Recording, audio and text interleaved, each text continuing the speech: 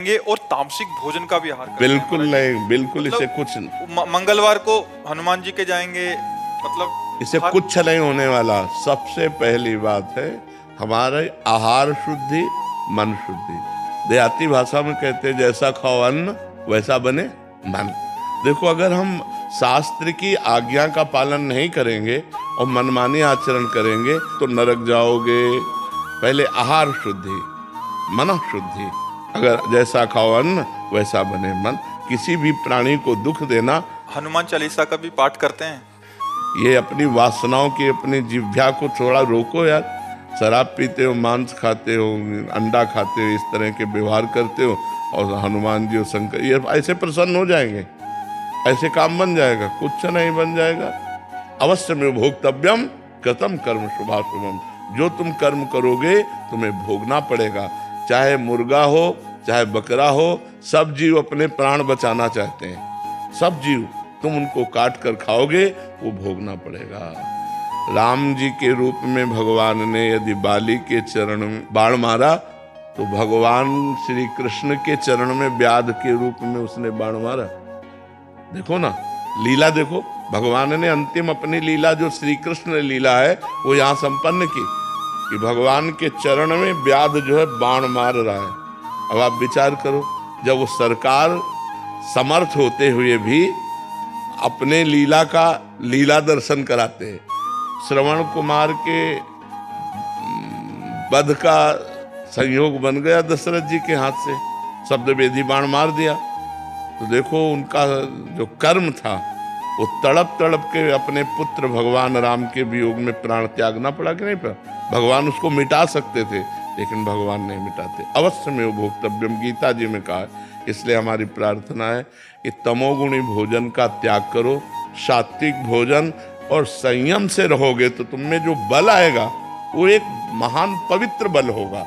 आज बल नहीं दिखाई देता, चेहरे में कांति नहीं है, विचार में पवित्रता नहीं है। ऐसा नहीं, हम पशु नहीं हैं, हम मर्यादा से चलने के लिए हैं।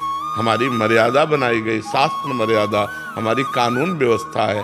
यदि हम शास्त्र मर्यादा से चलेंगे, शास्त्र कानून से चलेंगे तो हमारा मनुष्य जीवन सार्थक हो जाएगा, नहीं तो निरर्थक हो जाएगा। जैसे आजकल बच्चे कहते हैं हम स्वतंत्र हैं। नहीं, स्वतंत्रता नहीं। माता पिता की आज्ञा की परतंत्रता, शास्त्र की आज्ञा की परतंत्रता, गुरु की आज्ञा की परतंत्रता, कानून की परतंत्रता, अगर ये स्वीकार करोगे तो स्वतंत्र हो जाओगे। अगर मनमानी करोगे तो परतंत्र हो जाओगे। मनमानी स्वतंत्रता नहीं होती, मनमानी इंद्रियों की परतंत्रता होती। जो इंद्री कहती वही हम कहते हैं। आप अपने को स्वतंत्र समझते हैं, इंद्रियों के गुलाम, मन के गुलाम, तो स्वतंत्रता कहाँ है? स्वतंत्रता तब होगी जब हमारी बात पुनः समझ ले। शास्त्र आज्ञा के अधीन चलोगे, गुरु के अधीन चलोगे, संतों की वाणी के अधीन चलोगे। भगवान शास्त्र और संतों के रूप में विराजमान है तो आप स्वतंत्र हो जाओगे, माया मुक्त हो जाओगे। तो आचरण और भोजन, ये दो का बहुत बड़ा योग है। अगर हमारा भोजन ठीक तो हमारे आचरण ठीक होंगे, हमारे आचरण ठीक तो हम भगवान को प्रसन्न कर सकते हैं। गंदा आचरण। अभी कल परसों ही एक प्रश्न आया था कि गांव देहात में महाराज जी क्या है कि छोटे छोटे देवी जी के मंदिर हैं और गांव में किसी के घर में बच्चा हो रहा है या शादी हो रही है तो महाराज जी बकरा लेके और फिर उसका वो करते हैं, बलि देते हैं। फिर महाराज जी फिर पूरे गांव वाले आते हैं, फिर पूरा मांस वो करते हैं। मंदिर भी जा रहे हैं महाराज जी, देवी की आराधना भी कर रहे हैं। ये सब भोजन, ये आसुरी वृत्ति है, इससे भगवत प्रसन्नता नहीं होती। हम सबको बताना चाहते हैं, जगदम्बा को जगत जननी कहते हो तो बकरे की भी माँ है। जगत जननी है ना, माँ अपने पुत्र की बलि से प्रसन्न कैसे हो सकती है? हमें तो नहीं समझ में आता। और जब वो जगत जननी है तो बकरे की भी माँ है, वो भैंसे की भी माँ है, वो गाय की भी माँ है। वो माँ जो जगत माता है वो अपने पुत्रों की बलि से प्रसन्न कैसे हो सकती है? अगर वो प्रसन्न होती तो तुम्हारा मंगल हो जाता। किसका मंगल हुआ बकरे की बलि चढ़ाकर? हमें बताओ। देवी अप्रसन्न हो जाएंगी अगर नहीं किया ऐसा, तो महाराज जी ये भी माने। अरे अगर वो अपने स्वरूप में आ जाए तो सबको चाट जाए उनको। वो तो महाकाली है, महाकाल स्वरूप भी है। तो वो दुष्टों का संहार करने के लिए रूप माता जी ने धारण किया। वो दुष्टों का खून पिया जो संसार के पवित्र जीवन जीने वालों के लिए वो मृत्यु काल रूप थे, जैसे महिषासुर, शुम्भ निशुम्भ, रक्त बीज, माता जी ने इनका संहार किया। इन बकरी बकरों का थोड़ी संहार करने से माता जी प्रसन्न हो जाती है। ये तो मूर्खता है, कोरी मूर्खता है। कभी माता जी प्रसन्न नहीं होती। हमें लगता है कभी ऐसे कार्य नहीं करने चाहिए और ये सोचो कि माँ प्रसन्न हो जाएंगी, मुझे ऐसा नहीं लगता। माँ ऐसे नहीं, कुपुत्रो जायते क्वचिदपि कुमाता न भवति। माता जी तो तब प्रसन्न होंगी जब सब पर दया करने लगो, सबको सुख पहुंचाओ, नाम जप करो, अच्छे आचरण करो, तो जगदम्बा प्रसन्न हो जाएगी। अगर फिर से उनको प्रसन्न करना है महाराज जी, और ये प्रथा चली है, और जैसे किसी के घर में पुत्र देखो शास्त्र में विधान है, नारियल की बलि, नींबू की बलि, इनकी बलि सात्विक बलि दे। आप कच्चा नारियल की बलि दे सकते हैं, तो ये भी बलि तो मानी जाती है। ये सब मनमानी आचरण है, इससे देवी प्रसन्न नहीं होती है। और देवी को रक्त चाहिए तो चराचर जीवों के हृदय में देवी विराज। देवी प्रपन्नार्थ हरे प्रसीद प्रसीद मातर जगतोखिलस्य प्रसीद विश्वेश्वरी पाहि विश्वम त्वमीश्वरी देवी चराचरस्य। त्वमीश्वरी देवी चराचरस्य, वो चर अचर की ईश्वरी है। उनको किसी के खून की जरूरत है, माँ को किसी की खून की जरूरत है। अरे माँ तो अपने खून को दूध बनाकर अपने बच्चों का पालन करती है। माँ शब्द कितना महान है, वो अपने शरीर के रक्त को दुग्ध में परिवर्तित करके अपने बेटे का पालन करती है। वो दूसरों का रक्त पान कैसे कर सकती है? ये दुष्टों के रक्त पान किए माता जी ने, जो समाज के लिए कलंक थे, जो समाज का द्रोह करके समाज को नष्ट करने में लगे थे। ऐसे राक्षसों को माता जी ने मारा है। शुम्भ निशुम्भ, रक्त बीज, महिषासुर। ऐसे नहीं है कि गलत सिद्धांत से न चले, नहीं तो नरक की प्राप्ति होगी। महाराज जी, आज जैसे आप कहते हैं कि भजन मार्ग, अभी तामसिक भोजन भी हो रहा है महाराज जी, फिर हम वही बात कर रहे हैं, और उसके साथ भक्ति भी। भक्ति का उद्देश्य है कि प्रभु का अगर हम पास जाएंगे या सोमवार को या मंगलवार को हम प्रभु के आगे हमारी कामनाओं की पूर्ति। महाराज जी, अगर उद्देश्य भगवत प्राप्ति हो, फिर तो महाराज जी उस उद्देश्य ही पता नहीं है। हाँ, लेकिन हम कह रहे हैं कि अगर हमें कामना की भी पूर्ति चाहिए तो हमको गलत आचरण छोड़ने पड़ेंगे, क्योंकि हम जो कामना की पूर्ति चाहते हैं उसमें पाप आचरण बाधा पहुंचाएंगे। पाप का फल दुख है, पाप का फल विपत्ति है, पाप का फल संकट है। यदि आप मुर्गा मुर्गी खाते हो तो पाप कर रहे हो, और वो पाप आपकी कामनाओं को पूर्ण नहीं होने देगा। चाहे हनुमान जी के पास जाओ, चाहे राम जी के पास जाओ, जहां भी जाओगे जीवों की हिंसा करते हो, जीवों को दुख देते हो, गंदा आचरण करते हो, गंदा भोजन पाते हो, तो भगवान प्रसन्न नहीं होने वाले। और आप किसी मंदिर न जाओ, घर में पवित्र आचरण करो, पवित्र भोजन पाओ और नाम जप करो, तुम्हारे घर में भगवान आ जाएंगे। कहो सो कहाँ जहाँ प्रभु नाही, हरि व्यापक सर्वत्र समाना, प्रेम ते प्रगट होए मैं जाना। तो प्रेम कहाँ से आ जाएगा जब अपराध करोगे?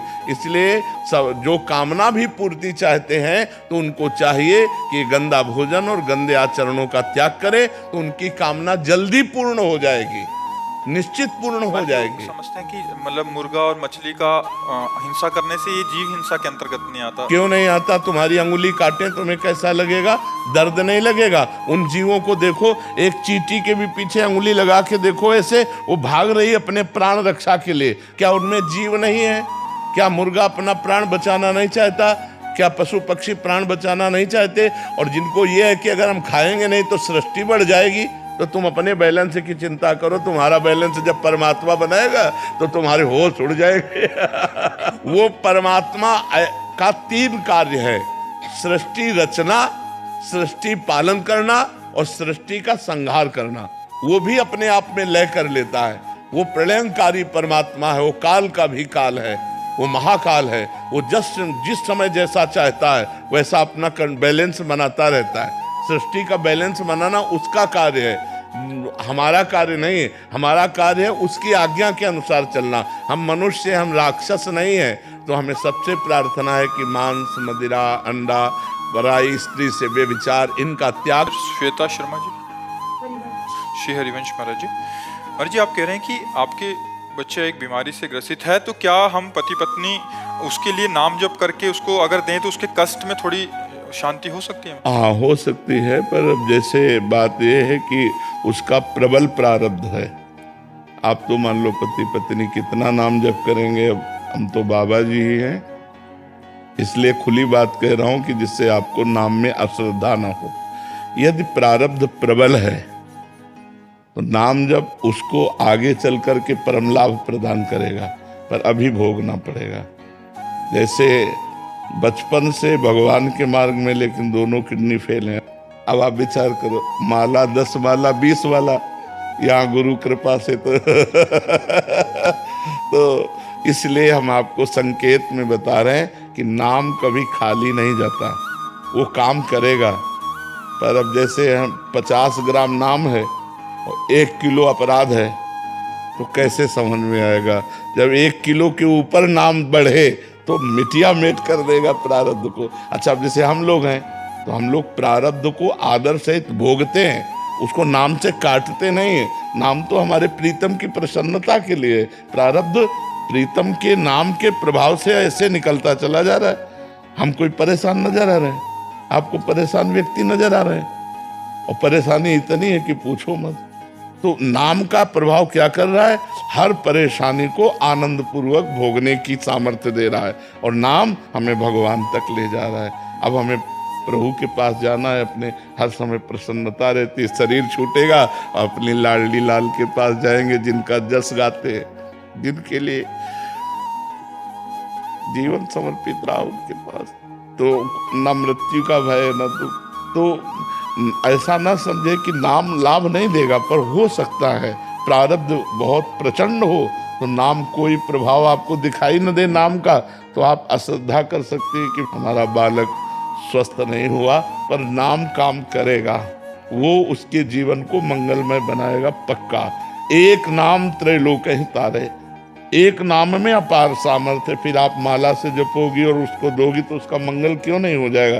पर तत्कालिक जो प्रारब्ध है, अगर वो प्रचंड है तो फिर नाम आगे काम करेगा, अभी उसको भोगना पड़ेगा। महाराज जी, यह बहुत बालक है, अगर हम उसको नाम जपने के लिए प्रेरित करें, भले उसको नाम का भी अर्थ ना पता हो। हाँ हाँ, बिल्कुल बिल्कुल लाभ देगा, बिल्कुल लाभ देगा, अवश्य लाभ देगा, हमें पूर्ण विश्वास है। मतलब पूरा जीवन की बात कह रहा हूँ।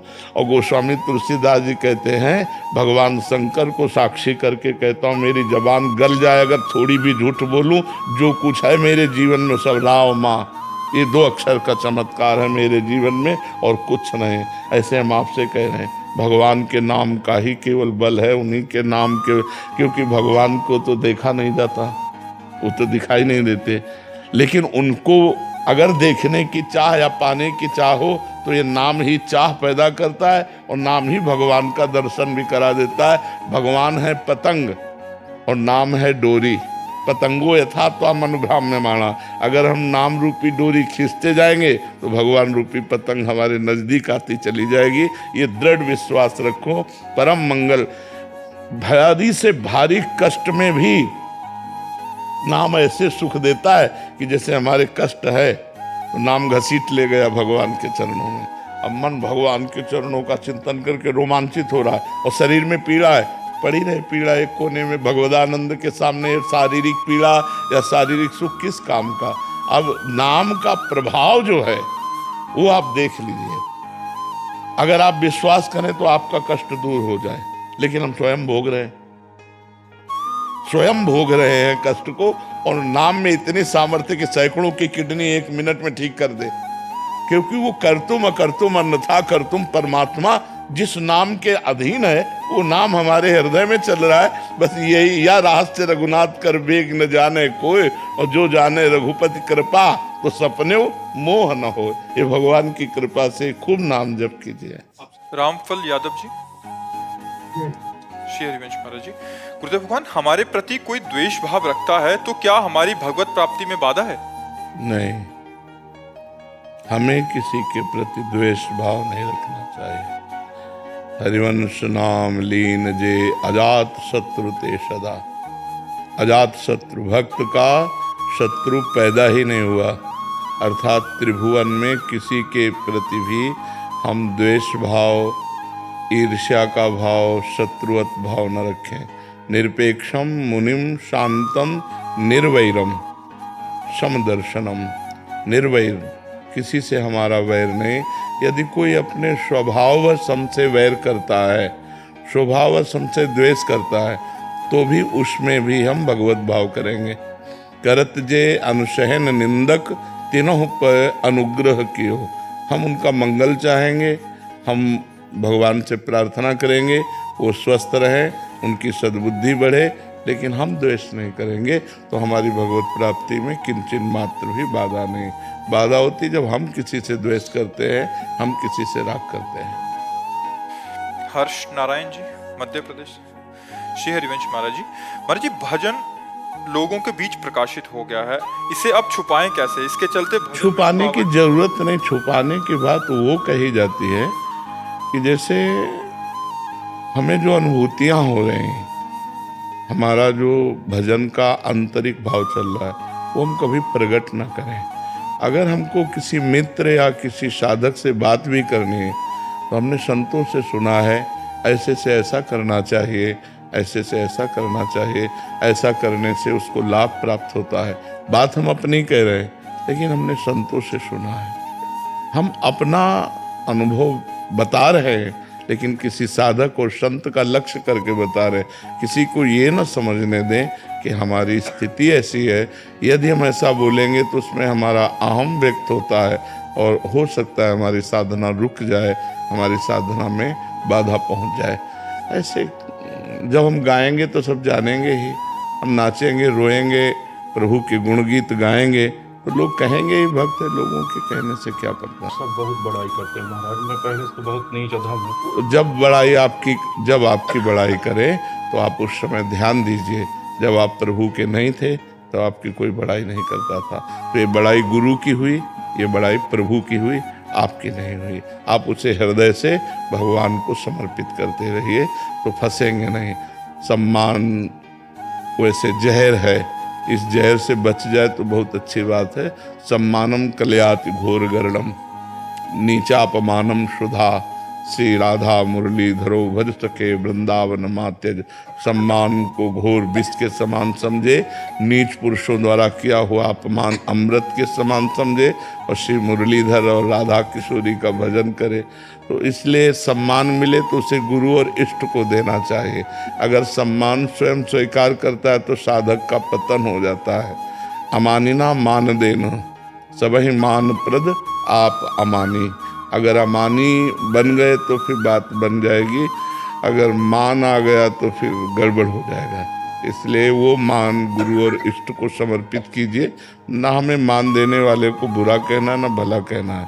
कोई प्रणाम कर रहा है, हमने मानसिक प्रणाम किया और सोचा ये तो गुरु को प्रणाम जा रही, ये इष्ट को प्रणाम जा रही, ऐसा भाव रखना चाहिए। जय श्री जी, सूरत से। श्री हरिवंश महाराज जी, पहले 84 जी मुझे पढ़नी नहीं थी, पर जब से पाठ 1 साल से शुरू हो गया है महाराज जी, अब जाके थोड़ा थोड़ा समझ आ रहा है महाराज जी। अब रोना भी आता है और कह रहे हैं कि याद भी हो गई है। 84 जी में जो वर्णन किया है वो कुछ कुछ अभी भाव भी बन रहा है महाराज जी।